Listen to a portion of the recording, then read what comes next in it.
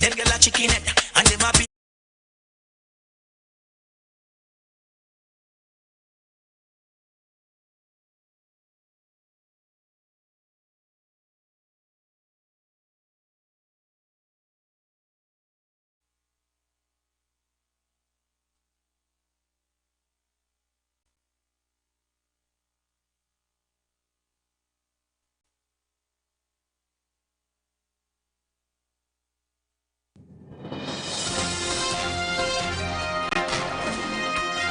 Your top stories this evening, sponsored by Courts, bringing value home. Search continues for Joshua Bricks David. Video of abduction surfaces. More power outages underway due to major upgrades of transmission lines, says VP Jagdeo.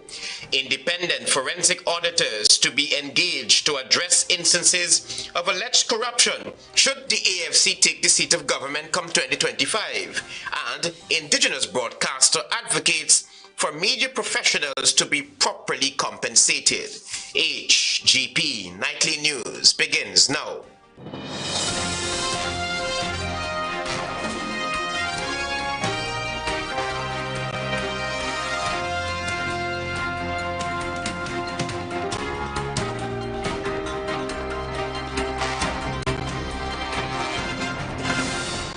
Good evening to our viewers here in Guyana and online. I'm Travis Chase with the Monday, September 30 edition of the HGP Nightly News. We have what you need to know this evening. We begin on the police blotter.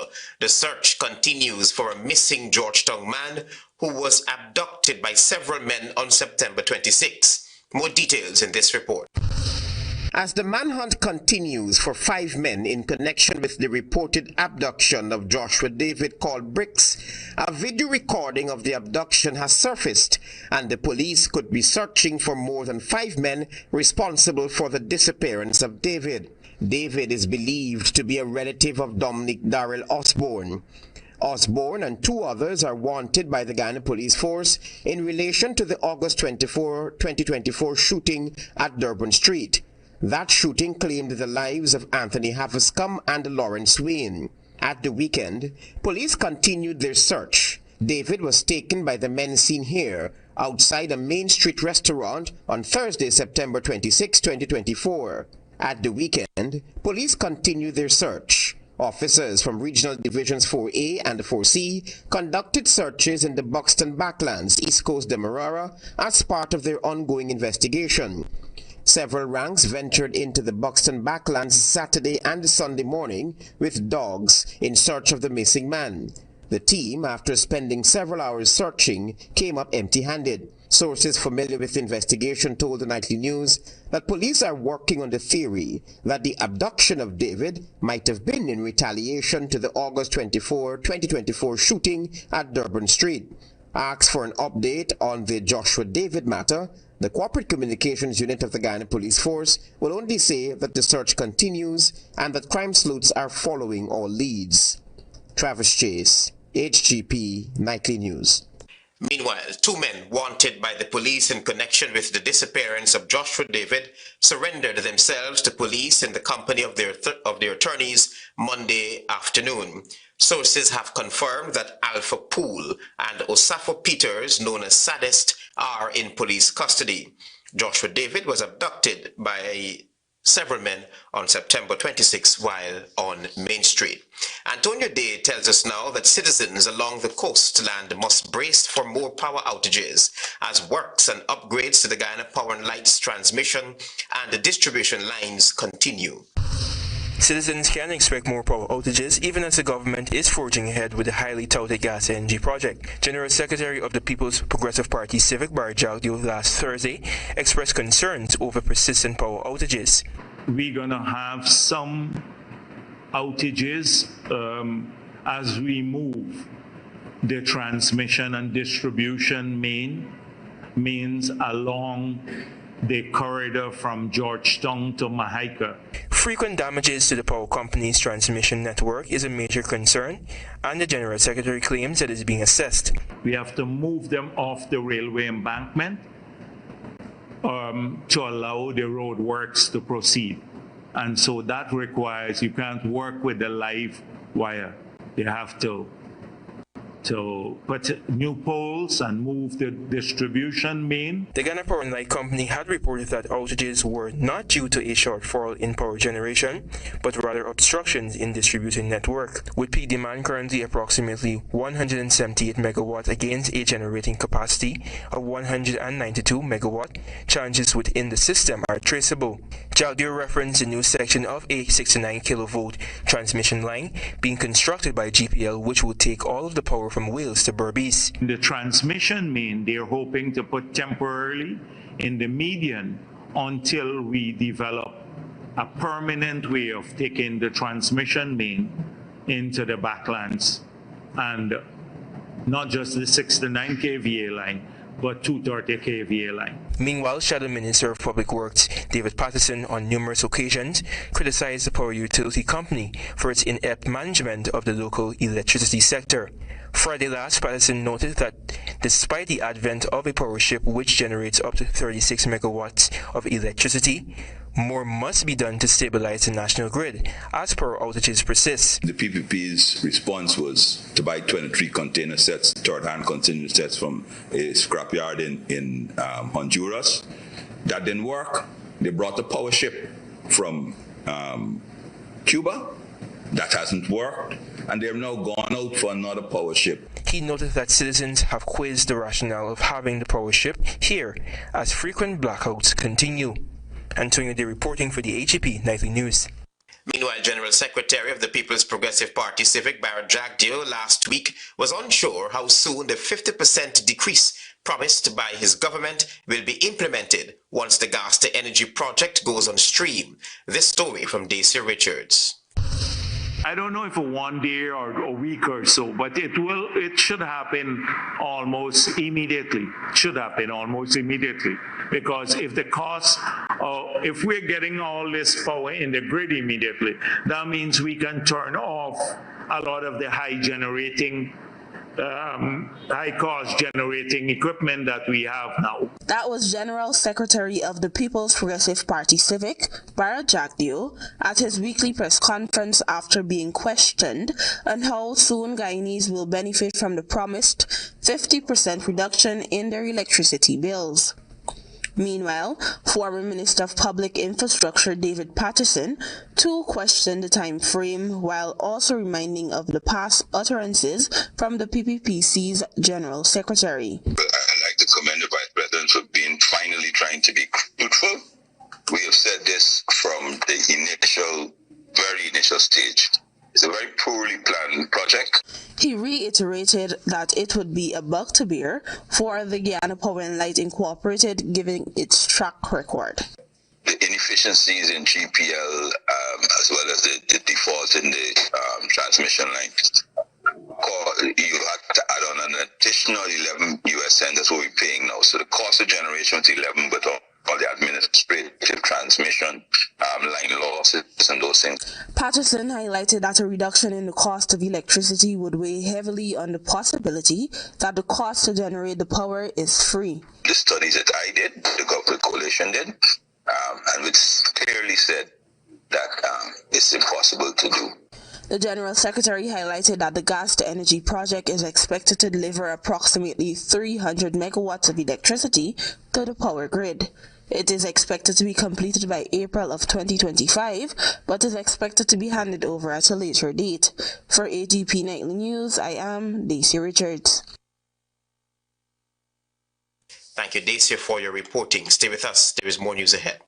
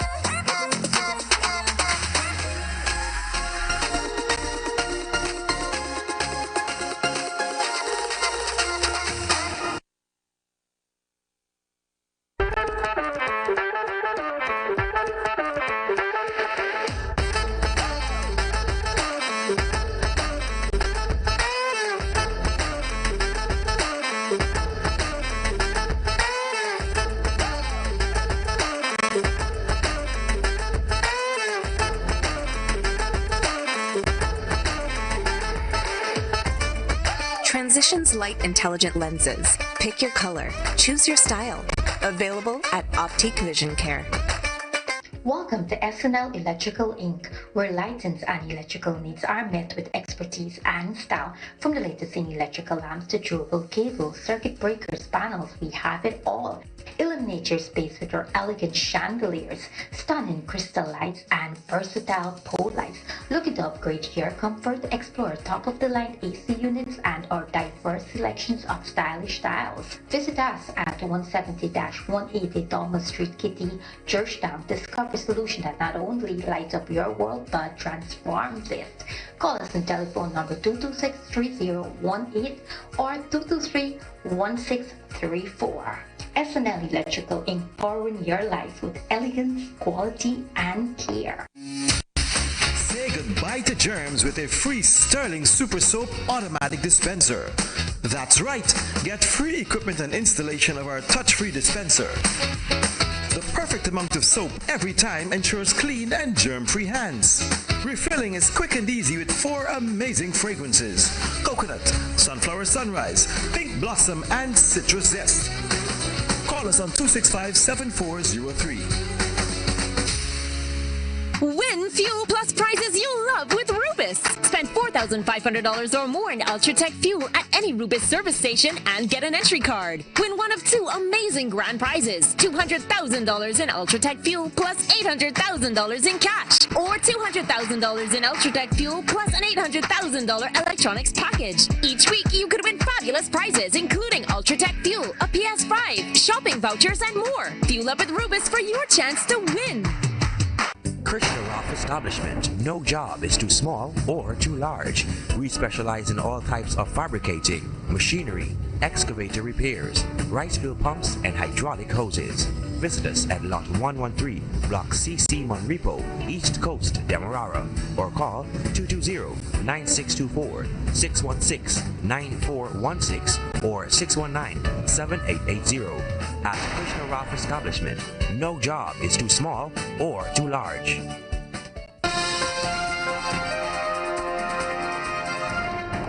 Welcome back to the HGP Nightly News. You need to know that the Alliance for Change is adamant that once elected to office come 2025, an independent forensic investigation into instances of corruption will be conducted and the culpable parties will face the full force of the law. Here is more. Leader of the Alliance for Change, Nigel Hughes, while addressing residents of Lancaster and Liverpool under quarantine Sunday last, promised that should his party take the seat of government come 2025, it will push for an independent forensic auditor to investigate occurrences of corruption under the People's Progressive Party Civic 5-year tenure in office. But there are accounting firms and forensic auditing firms in the world who are independent, who are large, and who have the capacity, and we will hire those persons to conduct investigations where we believe that it is warranted. Mr. Hughes reaffirmed that the Guyanese people must be the sole beneficiaries of Guyana's wealth. And wherever they track the money, and wherever they find people who are culpable, we will take their recommendations and then hire the best that we can find in the world in relation to how we recover that money. Given Guyana's political landscape, Mr. Hughes, who is also a criminal lawyer, said careful thought would be given into selecting the best forensic team, one that will remove any racial and political doubt from the minds of citizens. We know that this country is very, very ethnically divided. So even if the best forensic accountant is an African, if you hire an African to investigate and audit, all the big stuff you're going to hear is racism and political prosecution. In 2017, a Partnership for National Unity and the Alliance for Change government led by former President David Granger tabled an act establishing a State Assets Recovery Agency, SARS, to recover through civil proceedings state property unlawfully acquired by a public official or any other individual. It is also provided for investigations leading to the granting by the High Court of restraint and civil recovery orders in respect of unlawfully acquired property. to engage in international cooperation in the recovery of stolen assets of states within the contemplation of the Act and for related matters. That body was disbanded shortly after the PPPC took over in 2020. Now the government seems to be grappling with the instances of corruption, particularly procurement of goods and services. Among those agencies, the National Procurement and Tender Administration Board and the Guyana Police Force. Based on recent utterances by the PPPC spokesman and General Secretary Barry Jagdeo, his party is taking a unified stance against corruption and has vocally warned office bearers if they are found culpable, they will face the full force of the law. Antonio D. reporting for the HGP Nightly News. The National Procurement and Tender Administration Board has defended the procurement process for the Schooner to Crane Highway amid concerns over the awarding of contracts and the quality of work delivered. The Alliance for Change continues to raise concerns in relation to the project. More from Carice Gonzalez. The National Procurement and Tender Administration Board, MPTAB, has stood by its procurement process for the recently completed Schooner to Crane 4-lane highway, addressing concerns over the awarding of contracts and the quality of work executed. Contracts for the highway were distributed among several contractors across different lots. Leader of the Alliance for Change Now to Use has voiced several concerns, indicating that some contracts went to higher bidders even though there were lower offers available. He noted that for a lot that was awarded to LaRue's Construction, there were 18 bids that were cheaper, and for another awarded to Val's Construction, 11 bids came in lower. Hughes noted that the Vice President Barry Jagdeo had promised to present concrete proof of adherence to the Public Procurement Act regarding this project, but such information is yet to be disclosed. But as far as I'm aware, there has been no such publication, but I do look forward to it. He also pointed out that contractors with comparable or superior qualifications submitted lower bids. In response, MPTAB asserted that the procurement process was open and followed standard protocols. It emphasized that the open tendering method, recognized for its competitive nature and transparency, was implemented. The tender board reported that 32 bids were submitted and evaluated based on establishment criteria. 8 bidders met the required administrative and technical standards and were selected to further review, while non-compliant tenders were eliminated. The National Tender Board also clarified that bidders were restricted to one lot and assessed based on resources, expertise, and ability to complete the work within the designated time frame. The evaluators' recommendations regarding the contractor's ability to manage the lots effectively, given the project's urgent timeline, were accepted. I am Carice Gonzalez reporting for the HGP Nightly News. 30 new programs have been added to the University of Guyana's curriculum as the university expands its educational offerings to individuals seeking employment within the oil and gas sector. Carice Gonzalez will tell you more. In a recent episode of the Energy Perspectives podcast, Professor Paloma Mohammed Martin, Vice Chancellor of the University of Guyana, UG, pointed to efforts made by the university to add numerous new programs and set up 2 institutes focused on oil and gas in response to the rising demand for skilled workers over the last 5 years. We have added about 30 new programs inside the university. And 2 institutes that are very specific to oil and gas. So one of them is the Institute for Energy Diplomacy, and the other one is the recent Institute for Marine and Riverine Economies and Ecologies. According to the Vice Chancellor, the Institute for Marine and Riverine Ecologies and Economics trains students in essential fields like port management, which is vital for the nation's developing maritime industry. Additionally, the university now offers a master's degree in oil and gas monitoring through its Faculty of Earth and Environmental Sciences. Although UG is unable to immediately meet current demand in the oil and gas sector, it has quickly adjusted to the industry's evolving requirements. Professor Mohammed Martin highlighted that while employing foreign labor can fill immediate needs, the challenge remains in enabling the local workforce to gain the necessary qualifications to participate effectively. So UG has been really focused on several things. One, identifying and helping to strengthen the pipeline, what we call going all the way back into primary, right? Because we, again, can't wait until people are ready to get into the university and then you realize, oh my gosh, They need this kind of mathematics, or they need this, or they need that. Moreover, the Vice-Chancellor pointed out UG's collaboration with the Ministry of Education and other partners to ensure a smooth educational trajectory, suggesting that the curriculum must be updated to better meet current industry demands. I am Carice Gonzalez reporting for the HGP Nightly News. Thank you, Carice. There is more news ahead. Stay with us. Planning a cleanup? We can help. Sevon's Waste Management skip bins can be provided for home renovation projects, yard cleanup, or construction project. It's simple. Step 1, give us a call. Step 2, we put down the bin. Step 3, load it up with all of your junk. Step 4, we take it away. That's simple. Bins are also available in various sizes, so there is no job that is too big or too small. Call Sevon's Waste Management today at 218-1455.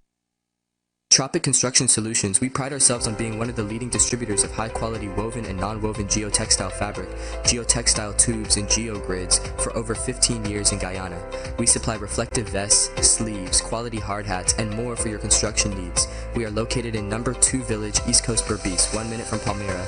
Our distribution mechanism enables us to offer delivery across the city of Georgetown. Contact us at +5926 284 077 or visit our website at www.tc.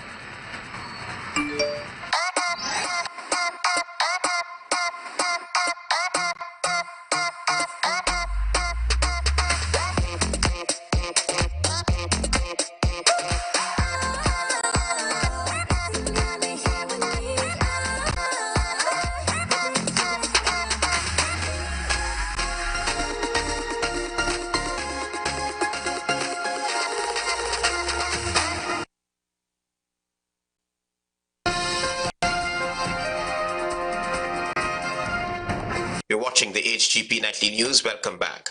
As Indigenous Heritage Month culminates, Nightly News caught up with a local radio personality who has called for persons in the fraternity to be better compensated. Antonio Day tells us more.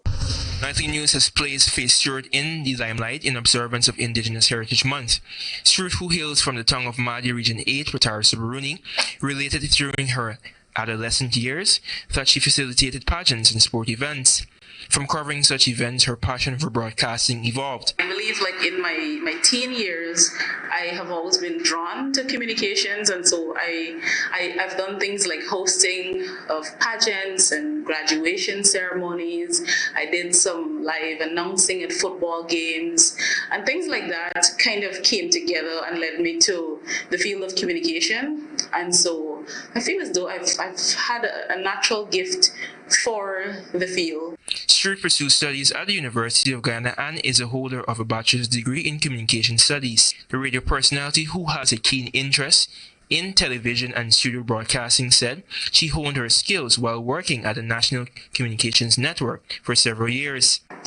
I first started broadcasting in television, so I did national broadcasting, both live, indoor, outdoor broadcasting for television. I did Guyana Today for just about 4 years with the National Communications Network, and during that time I also had some amount of exposure to radio. Stewart recounted doing a program titled Focus on the Hinterland while working at the state media. However, launching out into radio, it was a learning phase in the beginning, in that, when you're talking for a radio audience, you have to be very descriptive, or more descriptive than you would be for television. So it was a really good learning curve for me and give me the exposure. How do I address different audiences as it relates to persons that you're not necessarily seeing, and persons who are not seeing you as well. Stewart, who currently freelances at another state entity, also stressed the need for broadcasters to be compensated, as this art form in the media fraternity is immeasurable.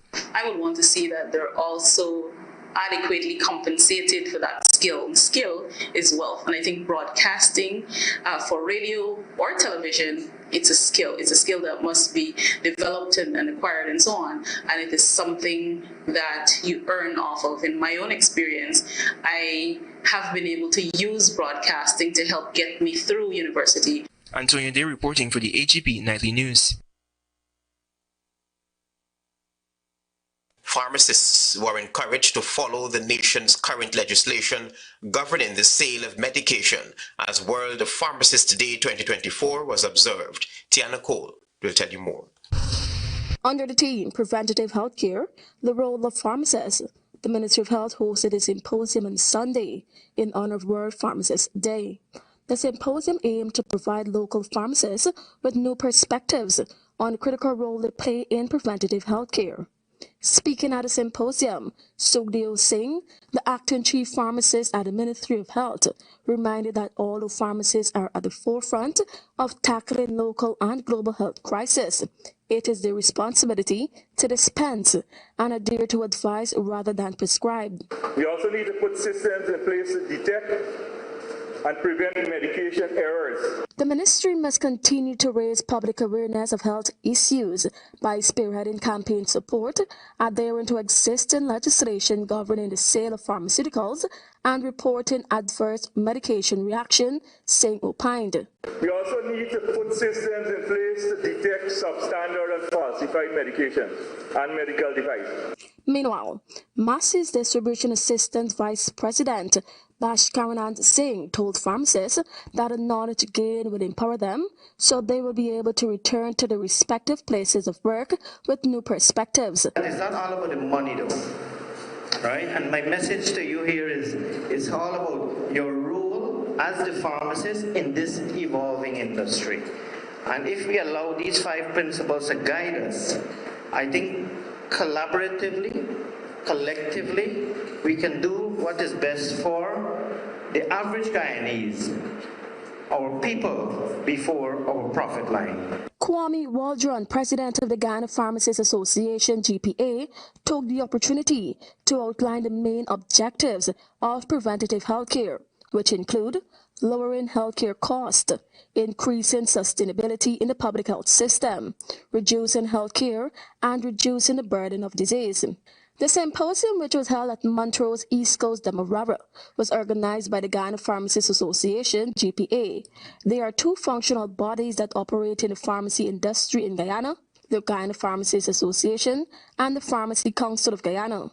Tiana Cole reporting for the HGP Nightly News. The Friday afternoon fire that destroyed the home of 2 persons on Hadfield Street has been determined. You'll have this update from Daisy Richards. The fire, which occurred at SS Hadfield Street, Redmondville, Georgetown, at around 4:08 p.m. on Friday, destroyed the home of Nigel Baxter, 60, and Terence Moore, 68. According to the fire service, the fire was maliciously set to a pile of rubbish. The surrounding buildings were also significantly damaged. One of the occupants in the home claimed losses in excess of $1 million. My passport, ID card, birth certificate. I purchased a piece of land.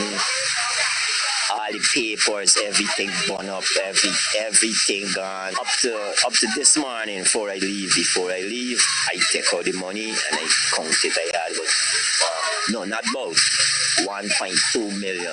The same. His daughter believed that it stemmed from a family rivalry. It's a whole family issue. The house that recently burned down in it's with the street in our street. They burned down. So because they burned down, they come to sell hay. They don't went to bank all kind of thing to sell hay, and the bank turned them down. Another occupant claims that the alleged arsonist was also residing at the property. Last week time back, but Saturday time, she light some fire by the grass in the corner there, right? Good. We out it, she go back and she light it again. It start flaring up. We call the fire extension for come. When they come now, she said that she said that she got to burn down the place. For HGP Nightly News, I am Daisy Richards. Stay tuned for your regional news.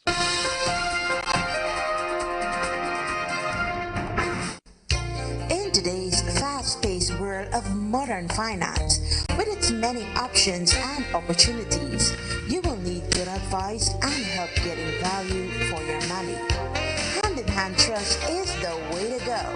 from owning your own home or business with our residential and commercial mortgages to drive a new car with a vehicle loan. We'll help you realize your dreams.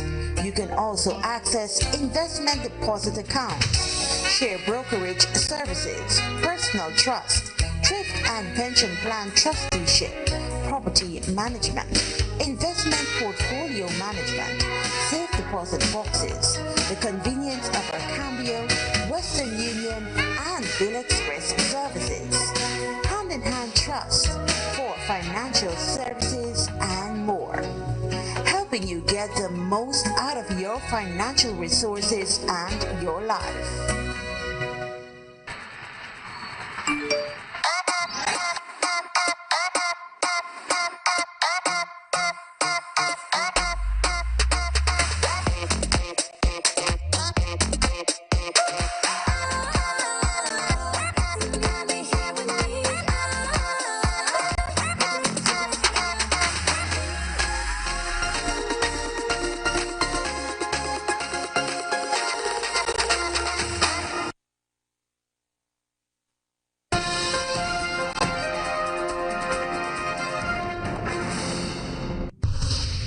Good evening, I'm Daisy Richards and welcome to Monday's edition of the Regional News. We begin with news from Mexico.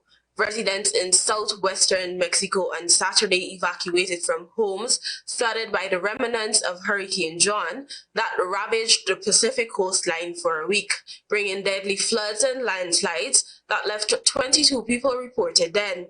In Guerrero, the worst hit state and one of Mexico's poorest, 18 people were killed according to local media, many due to mudslides that crushed houses. To the south, local media reported 3 deaths in Oaxaca and a young boy died in a river. To the north, John rapidly strengthened into a major hurricane on Monday before tearing into Guerrero. It dissipated and reformed offshore, and for the rest of the week skimmed the coastline north, bringing torrential rain and floods. John began dissipating on Friday and is no longer considered an active storm. Last October, Hurricane Otis struck Acapulco as a Category 5 storm that rapidly intensified off the coast, leaving over 50 people dead and billions of dollars in damages. But John's rainfall nearly tripled the rain generated from Otis.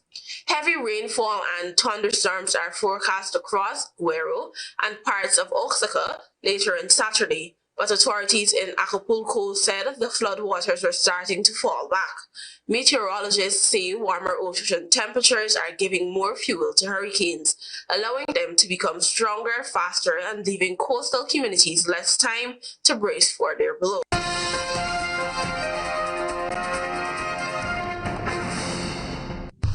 While in Trinidad and Tobago, police are investigating 3 murders, among them a Hindu pandit and a woman, which occurred from Saturday night into Sunday. In the latest incident, 64-year-old pandit Ramesh Maharaj was killed Sunday evening in Susu Lands, Guayco, Sangre Grande. According to initial reports, Maharaj and his wife returned to their Chunaripo home around 5:30 p.m., parked their vehicle, and entered their house. While they were in the living room, 2 men armed with cutlasses entered via the back door and announced a holdup. They began to chop the spiritual leader about his body and proceeded to rob his wife, who was unharmed, of cash and jewelry. The men then ran out of the house and escaped in nearby bushes. The police were informed and officers from Sangre Grande CID and Task Force responded.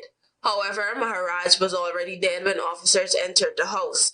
District Medical Officer Dr. Abel viewed the body and ordered its removal to the Sangre Grande Hospital mortuary pending a post-mortem. In the other incident, 47-year-old Keisha Blackman was stabbed to death by another woman in Carronage. According to police reports, around 4 a.m. on Sunday, Blackman of Carronage was proceeding north along High Street when she noticed her boyfriend with another woman. There was a confrontation, and it is alleged that the woman drew a knife and stabbed Blackman several times in her chest area before escaping. Blackman was taken to the St. James Medical Hospital where she was pronounced dead. The suspect later surrendered at the West End police station. Investigations are continuing. And in the final incident, one man was shot dead and 3 others were in critical condition at the hospital Sunday evening after suffering gunshot injuries during an attack in Santa Cruz.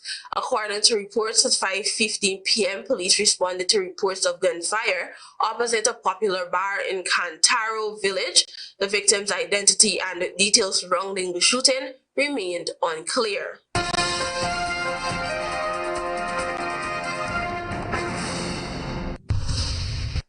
Finally, news from Argentina. Argentine President Javier Milei said on Saturday he intends to shake up the country's midterm legislative elections next year during a rally for the national launch of his political party as the country battles its worst economic crisis in decades. Winning the 2025 elections would give Milei's Libertarian Party power in Congress, where it currently holds a minority in both chambers, hampering its ability to approve laws it considers key to its governance. The president made a rock star's entrance at the rally in Lizamo Park in downtown Buenos Aires, squeezing through crowds of thousands of supporters and singing a rock song on stage.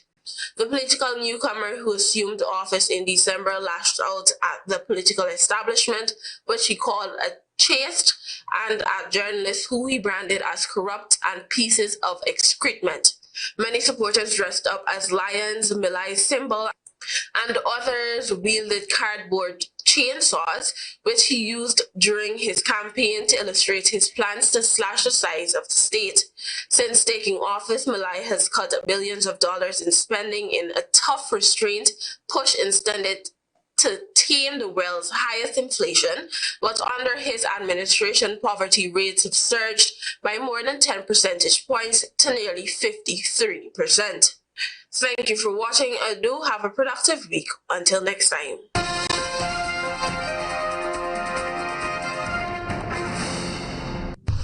Search continues for Joshua Bricks David. Video of abduction surfaces. More power outages on the way due to major upgrades of transmission lines, says VP Jagdeo. Independent forensic auditors to be engaged to address instances of alleged corruption should the AFC enter government in 2025, says this party leader. And Indigenous broadcaster advocates for media professionals to be properly compensated. Those are our major headlines. For these stories and more, please go to our website. It's www.hgptv.com. I'm Travis Chase. Thanks for watching. Goodbye.